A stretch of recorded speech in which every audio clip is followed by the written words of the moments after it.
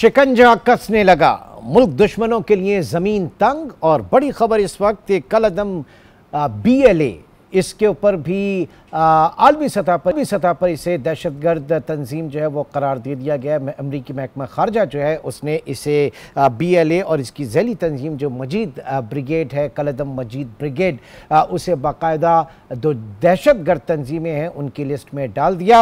अब ज़ाहिर है कि पाकिस्तान में इस वक्त बहुत मुतहर्रिक ये कलअदम तंजीमें, बिलखुसूस बलूचिस्तान में जिस तरीके से लॉ एंड ऑर्डर को पामाल किया गया और उसमें बराह रास्त इनका मुलव्विस होना, और फिर दरे पर्दा जो दूसरी कुव्वतें हैं जिनकी ये कठपुतली बनी हुई हैं, उनका क्या होगा। अमरीकी पाबंदियां, और ज़ाहिर है कि ये जो जब अमरीका ने इसे एक उस लिस्ट में डाला, दहशतगर्द लिस्ट में डाला, तो इनको किस तरीके से एलिमिनेट किया जाएगा, इनके लेन देन को, इनके लोगों को, ये तमाम चीज़ें हम डिस्कस करेंगे। और मौजूदा सूरत हाल में बलूचिस्तान ऑर्डर के हवाले से किस तरह की बेहतरी देखी जाएगी और वहाँ पर अब जो ऑपरेशन होंगे या हुकूमत की अप्रोच क्या होगी, रादर अगर इसके ऊपर मैं बात करूँ।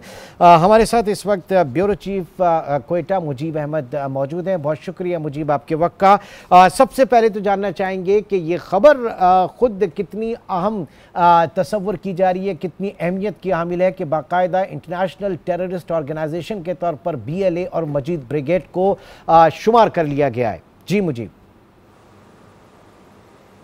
ये इमरान बहुत बड़ी खबर है, क्योंकि बलूचिस्तान में आम तासुर ये बनता जा रहा था कि ये जो कलअदम तंजीमें हैं, इनको जहाँ से पुष्टपनाही मिल रही है उनमें एक अफगानिस्तान, एक इंडिया और तीसरा अमेरिका है, क्योंकि इनकी मर्जी के बगैर ये यहाँ पे इस कदर कार्रवाइयाँ नहीं कर सकती थी।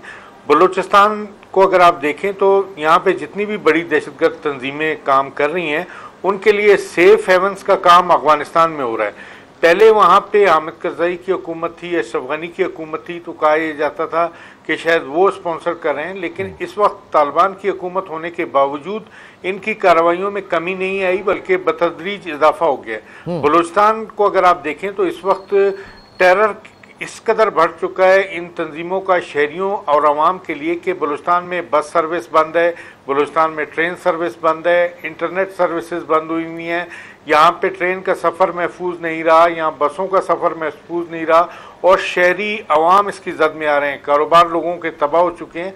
तो इस कार्रवाइयाँ हो रही थी, लोगों का ये तासुर था कि बैरूनी जो ताकतें हैं वो फुल सपोर्ट कर रही हैं कलअदम BLA को भी और उसकी झैली तंजीम मजीद ब्रिगेड को भी, क्योंकि इनको कोई टोकने वाला नहीं है। लेकिन अब चूंकि अमेरिका ने बाज़ाब्ता तौर पे इसे दहशतगर्द तंजीम डिक्लेयर कर दिया है, तो तवक्को की जा रही है कि अब कम से कम उस तरफ से एक सपोर्ट बंद होगी, और अब जो रह गया है वो अफगानिस्तान में है, चाहे वो अफगान गवर्नमेंट कर रही है, राह इनके सपोर्टिव है। अगर उनको रोकने में अमेरिका ताउन करेगा तो बलूचिस्तान में हालात बेहतर हो सकते हैं। जहाँ तक ऑपरेशंस की बात है, तो कोई दिन ऐसा नहीं जा रहा जब सिक्योरिटी फोर्सेस ऑपरेशन ना कर रही हूँ।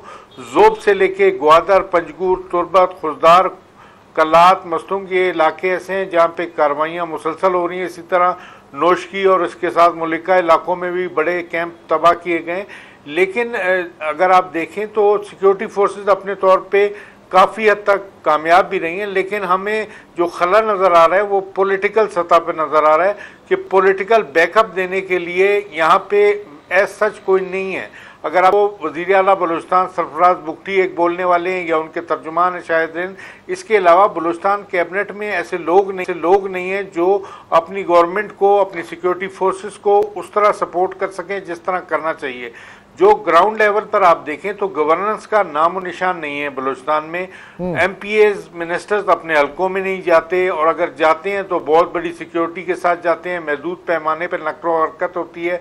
गवर्नेंस ना होने की वजह से तरक्की नहीं हो रही, करप्शन की दास्तानें आम हैं, उस हवाले से मुख्तलिफ शोबे सामने आ रहे हैं। बोर्ड ऑफ रेवेन्यू जद में आया हुआ है, रेडार पे नैब के, जहाँ पे हज़ारों एकड़ जो अराजी है वो लोगों को, मनपसंद लोगों को दे दी गई है। इसी तरह PDM में जद में है, रेडार पे है उनके कि उसको भी नोटिस इशू में नैब के। इसी तरह CNW गवर्नेंस नाम की कोई चीज इस वक्त गवर्नेंस नाम की कोई चीज़ इस वक्त देखी नहीं जा रही।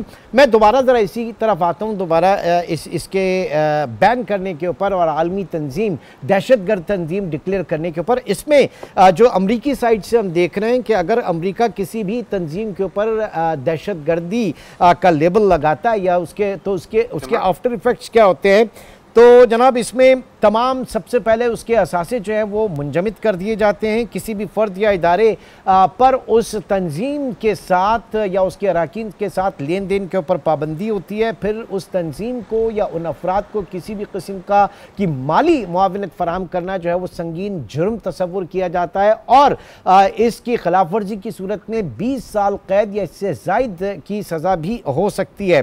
फिर अहम चीज़ ये है कि तंजीम के अरकान और मददगारों पर अमरीका में दाखिला बंद कर दिया जाता है और अगर पहले से वहां मौजूद ये अनासिर हों तो उनको मुल्क बदर भी किया जा सकता है या किया जाता है।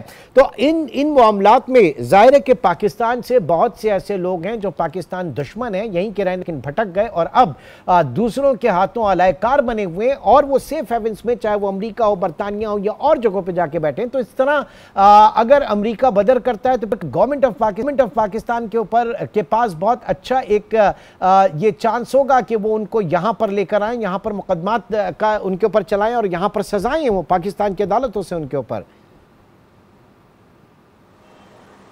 मुझे जी बिल्कुल इमरान, ये तो हकीकत है कि अगर जो लोग बाहर बैठे हैं उनको गिरफ्तार करके यहाँ लाया जाए, उन पे कार्रवाई की जाए तो बहुत ज़्यादा बड़ा इम्पैक्ट बन सकता है। हाँ। लेकिन उससे पहले हुकूमत बलूचिस्तान को इस कार्रवाई का जो अमेरिका ने की है फ़ायदा उठाना होगा। जो टेरर सपोर्ट फंडिंग हो रही है बलूचिस्तान में उसको रोकना होगा। ये टेरर सपोर्ट फंडिंग कोई बैंकिंग चैनल से नहीं हो रही, ये हमारे अपने लोग हैं जो हवाला उंडी के जरिए रकूम इन तक पहुंचाते हैं। जो भी लोग दहशतगर्दी के खिलाफ जंग में नौजवान ईंधन बने हुए हैं इस जंग का, वो इस्तेमाल हो रहे हैं, उनको बाकायदा पेमेंट्स होती हैं, पैसा आ रहा है तो वो ज़ाहिर है हवाला हुंडी के चैनल से आ रहा है। इसके अलावा जो लोग छुपे हुए हैं, जिनको आप ये कह सकते हैं कि भेड़ की खाल में भेड़िए छुपे बैठे हैं, यहाँ पे ऐसे बहुत सारे लोग हैं जो पाकिस्तान के साथ वफादार नहीं है, डबल खेल रहे हैं। वो एक तरफ पाकिस्तान जिंदाबाद का नारा भी लगा रहे हैं और दूसरी तरफ इन टेरर तंजीमों को फंडिंग भी कर रहे हैं। उसकी मिसाल ऐसे ले लें कि जब ये कबायली लोग हों या सियासी लोग हों, जब अपने अपने इलाकों में कभी कभार जाते हैं तो इनके बारे में कहा जाता है कि ये लोग भी बाकायदा भत्ता देते हैं और इसी तरह मूव नहीं कर सकते अपने इलाकों में। जो कैफियत भत्ता देना, मुझे भत्ता देना एक अलग चीज है और टेरर फंडिंग वगैरह करना एक अलग चीज है। जी बिल्कुल इमरान, टेरर फंडिंग इस तरह हो रही है कि जो बाहर का पैसा है वो पाकिस्तान में आ रहा है, जो यहाँ पे लोग कार्रवाइयाँ हो रही हैं उसके लिए बाकायदा पैसा आ रहा है। उसको रोकने के लिए तमाम तर वसाइल बरूए कार लाने होंगे। अगर आप FIA को और दीगर इदारों को ये टास्क दे देंगे कि वो इसको रोकें और भरपूर कार्रवाई करें हवाला उंडी वालों के खिलाफ, तो अगर आप उसको एक जगह रोक लेंगे तो मेरा ख्याल है कि 70 to 80% टेरर फाइनेंसिंग रुक सकती है। और ऐसा गालिबन निगरान हुकूमत में, मुझे ऐसा निगरान हुकूमत में हमने देखा था कि बहुत उनके सोर्सेज जो है उनको क्रैक डाउन किया गया था और उस ज़माने में डॉलर पाकिस्तान से बाहर जा रहा था। तो ये हम कर चुके हैं, इस तरह की काविशें हो चुकी हैं क्रैक डाउन की। जी बिल्कुल, इसके भरपूर क्रैकडाउन की ज़रूरत है। सिक्योरिटी फोर्सेस अपना काम कर रही हैं, जहां पे उनको IBOs करने होते हैं वहां पे कर रही हैं, लेकिन जो टेरर फाइनेंसिंग है उसको रोकने के लिए अमली इकदाम की ज़रूरत है। अगर उस जाने पूरा फोकस कर लिया जाए, हुकूमत को, ख़ासतौर पे हुकूमत बलूचिस्तान को इस तरह पूरा सपोर्ट देनी होगी, सिक्योरिटी इदारों को उनको तावन करना होगा पुलिस और लेवीज़ के ज़रिए, तो तब जाके कुछ बेहतरी आ सकती है। हमने देखा है कि यहाँ पे लेवीज़ ना होने के बराबर रह गई है। अगर अरबों रुपए लॉ एंड ऑर्डर पे खर्च हो रहा है लेकिन उसका रिजल्ट बाहर नहीं आ रहा, जो प्रोवाइड करना चाहिए पुलिस और लेवीज़ को उनकी तरफ से नहीं आ रहा है। इसी तरह जो सूबाई हुकूमत के दीगर इदारे हैं वो भी उस तरह सपोर्टिव नहीं आ रहे जिस तरह आना चाहिए उनको। अगर वो भी इस तरह फुल सपोर्ट दें इनको तो की रोकथाम हो सकती है, इनका कला कमा हो सकता है। सिक्योरिटी फोर्सेस एक अज़्म लेके चल रही हैं, उनको बिल्कुल ज़रूरत है लोकल सपोर्ट की। लोकल सपोर्ट भी ना होने की बराबर है। वजह उसकी यही है कि गवर्नेंस नहीं है, लोगों का हुकूमत पर और जो मुंतखब नुमाइंदे हैं उन पर एतमाद नहीं है। जब उनका यानी आप ये कह रहे हैं, मुझे महमूद आप ये कह रहे हैं कि जो सूबाई हुकूमत है उसमें अज़म तो ज़रूर है, हो सकता है, लेकिन शायद अहलियत नहीं है कि वो इतनी बड़ी चीज़ को काउंटर कर सके।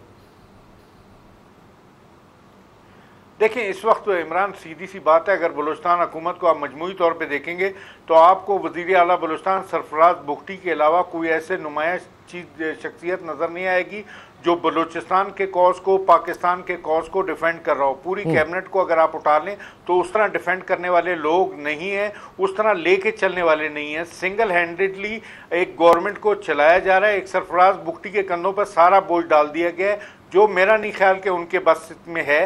ये मजमूई तौर पे इकट्ठे होकर चलने की ज़रूरत है। यहाँ पे मुस्लिम लीग नून, पीपल्स पार्टी ने मिल के हुकूमत बनाई है और जमातें भी साथ दे रही हैं, लेकिन उस तरह वो हुकूमत निखर के सामने नहीं आ पा रही। वो ऐसा लग रहा है सिर्फ सरफराज बुगटी एक अकेला है जो हुकूमत चला रहा है, सारी जिम्मेदारी उस पर, सारा मलबा भी उस पर, लेकिन इज्तिमाई तौर पे जो हुकूमत का वजूद होता है उसको साबित नहीं किया जा पा रहा अब तक। ठीक है, बहुत बहुत शुक्रिया। मुजीब अहमद हमारे साथ मौजूद थे और बात यही कहना है कि एक कलेक्टिव एफर्ट की ज़रूरत है। तमाम सियासी जमातें, जो पॉलिटिकल स्टेक होल्डर्स हैं और जो इंतज़ामिया है, वो मिल बैठ के एक जामे मनसूबाबंदी के साथ आगे चलें, तभी ये तमाम जो इंटरनेशनल अगर पाबंदियाँ लग रही हैं इन तंजीमों के ऊपर तो इनका हमेशा के लिए कलाकमा किया जा सकता है। वरना फ़र्द वाहिद की ना इतनी कोई ज़ाती हैसियत होती है, ना सलाहियत होती है कि वो इन चीज़ों से निमट सके।